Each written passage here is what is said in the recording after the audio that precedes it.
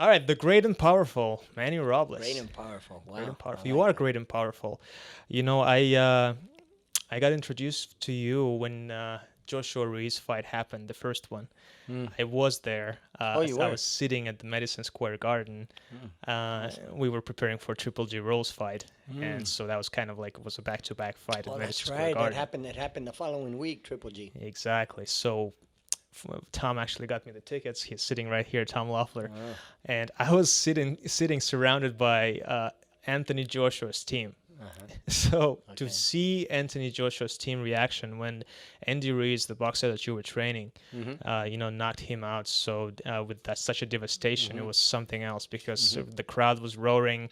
It was the fight was about to start. In the crowd, and everyone was like in hysteria, and all because of you, because you've trained your boxer. You had a Mexican heavyweight boxer champion, so that's tremendous. And that's something that I feel like a lot of trainers are aspiring to do, to have a heavyweight champion.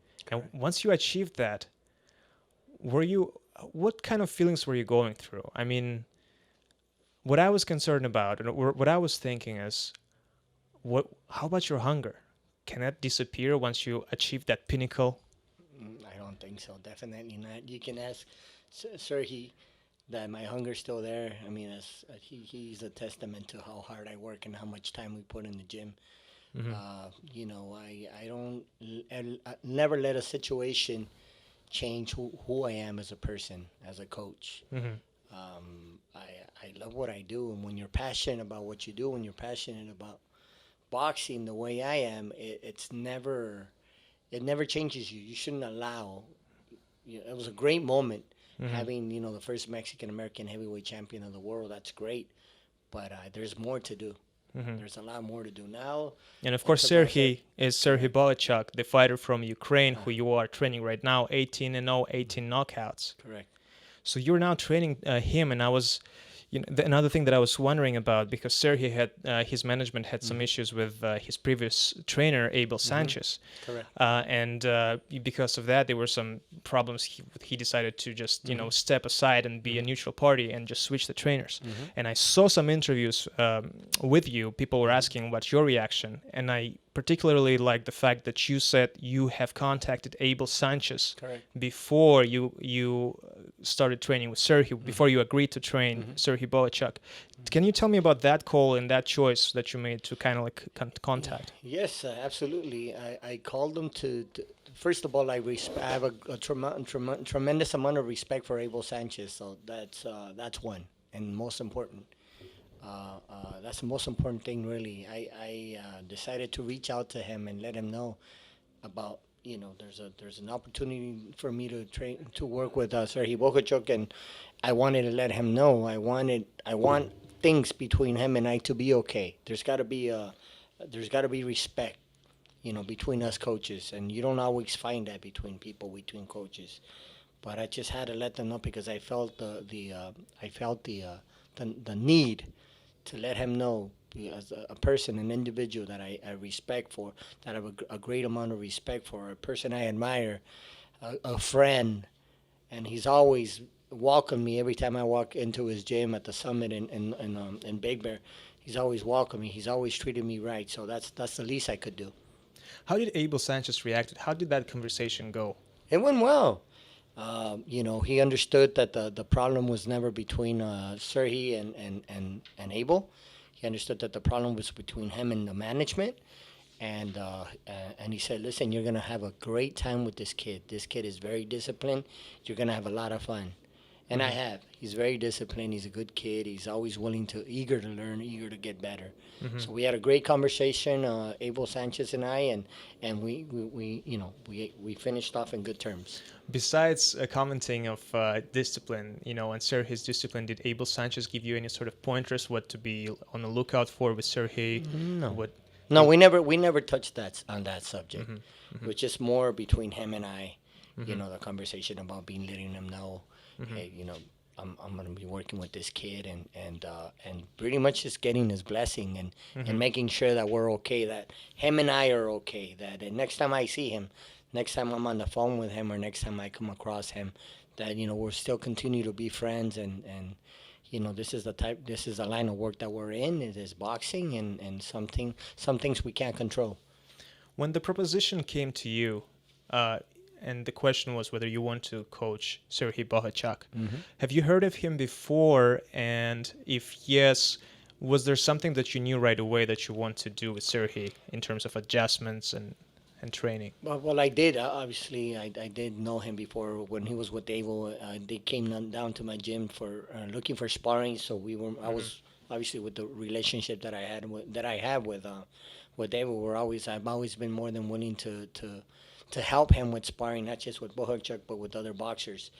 And now that I have the opportunity to work with him, I understand what he needs. I give all the credit in the world to Abel Sanchez, and I've said this before in the past in other interviews that he developed a great fighter in Bohachuk. 17-0 at the time, 17 knockouts, and he owes Abel a lot.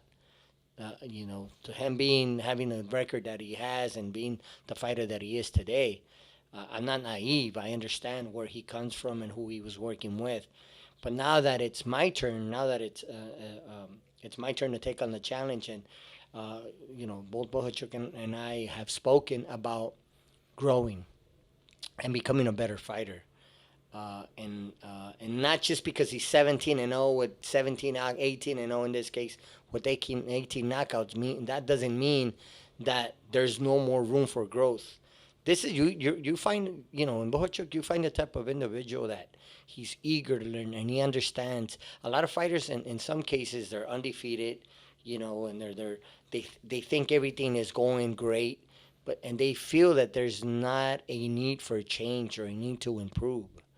So, and then all of a sudden, boom, a defeat comes along, and then sometimes it's too late, or sometimes defeat will come your way, and then you figure, okay, I need to change. I need to learn. He understands he's an undefeated fighter, but yet he's eager to learn. He's eager to become better. He understands that there's a lot more out there that he needs to learn. During your interviews in regards to Serhii Bohachuk, you've mentioned that, yes, he has power, but I would like to make him a more well-rounded boxer. I want to add more skills, more to his arsenal. Can you speak a little bit about that? What have you seen and what you're trying to achieve right now with Serhii in regards to that? Well, it's precisely that. He's a pressure fighter. He's an aggressive fighter.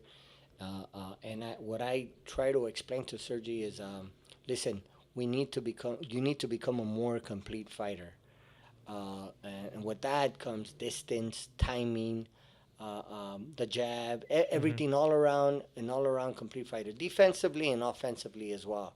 It's not just about being aggressive; it's about having control aggression. And so I want him to think a little more before he sets in. Putting his combinations together, working behind the jab, and then getting back on defense, timing, position to attack, position to defend. To me, that's very important. So we have a pretty good understanding when it comes to that. I know that you've been working with the Russian-speaking fighters from the former Soviet Union before, and I was wondering if you noticed any pattern that we always speak about, that Soviet school of boxing, the post-Soviet Union school of boxing. Do you see any similarities? Do you see that in Serhii as well, that he has certain aspects that you can see in other Russian-speaking boxers? Yeah, absolutely. Some similarities. He's now in America, so he's changing. And I've said this to him in the past. I don't want to change who you are as a fighter. I don't want to change your style. I want to add to your style. I want to be helpful, and I'm not trying to make him a Sugar Ray Leonard, or a Muhammad Ali. I'm trying to add to his arsenal. And like you said, he's European style, precisely the Ukraine and Russian style of boxing, more mechanical. But I want to add to that. I want to be able to add to that. I want to be able to, again, make him a well-rounded fighter. Yes, absolutely. And since you guys started training, you already had one official fight together Correct. It was against Davila in Yucatan, Mexico. Out of all places, yeah. Out of all places, it was Thank in you, Tom. September. It was a wild situation in the midst of the pandemic. You know, you guys pulled that off, and you had an actual fight under open skies. It was pouring rain, and you know, the opponent Davila, you know, his team basically waved it off, and the fight ended after round 6 and with the TKO by Serhii Bohachuk. Once that happened, and that was your first official fight, what kind of thoughts did you have in mind? Do you feel like in that very short period that you started training Serhii, did he understood some of your pointers? Can he learn still? Did he learn some pointers, or do you see like he can actually adjust? No, definitely. We have a very good understanding. We've been pretty much working together since the beginning of the year, the start of the year, before that pandemic broke out, as a matter of fact. So we're pretty much going on a year working together. This will be a second fight. And, yeah, I mean, look, the guy that he fought, the kid that he fought in Mexico City, was from Mexico City. Right. And, look, whenever you fight somebody that's coming from Mexico City, you better be ready to fight, because these guys are always in shape because of the high altitude. So they're used to high altitude training. So they're always in shape. This kid only had 1 defeat and had a great record. So we understood that we were going to have our hands full, but we didn't take on an easy challenge. We took on a hard challenge. And on top of that, we're fighting in his country. Exactly. Let's not forget, Serhii Bohachuk is from the Ukraine fighting in Mexico. So there's not a lot of people a lot of fighters that are willing to travel to someone else's country and fight someone from that country. So, you know, you have to commend him for that. And big challenge. The kid didn't quit. The kid didn't get knocked out. The corner actually ended up stopping the fight. That says a lot about the fighter. True. Because he was more than willing to continue to fight, but his coaches would, and I have to commend them for that as well, because they stopped the fight knowing so he can that fight another day. Live to see another day, and he was taking a beating. So, and under the conditions too, the conditions weren't perfect. It was raining. It was pouring rain. It's actually raining more in the ring than it was outside. And, you know, the conditions weren't the best. Yes, I've heard that the canvas was very slippery. Yeah. Very slippery. So it didn't allow for Serhii to do certain things in the ring. But we made the best out of it under the conditions, and, you know, did a lot of things that we had been working on. But there's a lot more to do. There's a lot left to be done. And he understands that, one fight at a time. So in less than 2 weeks, Serhii Bohachuk is fighting Brandon Adams. Correct. Who already fought Jermell Charlo for the title and is considered his biggest challenge. Correct. What do you think about this fight, and to what extent do you think Serhii is prepared to this fight? And if successful, to what extent is he prepared to challenge the title holder? Yeah, correct. That would be nice. I mean, it's one fight at a time. We don't want to get too far ahead of ourselves and think about fighting for a world title when we know we have Brandon Adams in front of us. Brandon Adams I know very well. I've known for quite some time. He's a friend, and he's a good fighter. And he's a fighter with experience. He's a fighter that, as you mentioned, he's fought Charlo for the world title. Charlo he lost to him by decision. There's absolutely no shame in that. And we understood we're going to have our hands full. We understand we're going to have our hands full versus Brandon Adams. He's a crafty fighter, experienced fighter. And this might be, if you look at it on paper, definitely Serhii Bohachuk's toughest opponent to date. But that's what we want. You know, we want to take on these type of challenges. We have to know what we're working with in order to look towards the future and know if he's ready to fight for a world title or not. Last question about Serhii Bohachuk's power. A lot of press in the media, they discuss, Serhii Bohachuk's power shots and power punch, but they always draw comparisons to other power punchers, especially Triple G, Gennady Golovkin. I hear some people say that his power does not come as a one punch, but he basically demolishes you as the fight goes. What do you think about his power now that you trained him for quite some time? Where does it come from, and can it be adjusted, developed? Are you satisfied with it? That's actually one of the things that we've been working on, and is teaching him how to generate power. Yes, he's undefeated. Yes, all by knockouts.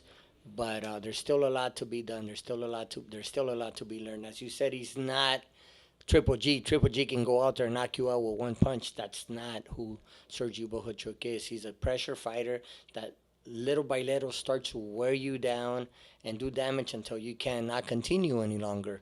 But he understands. Him and I have an understanding, Bohachuk, that there's ways to generate more power. There's ways to sit on your punches, work behind shoulders, hips, legs, the mechanics, the boxing mechanics, and he's understanding that a lot more.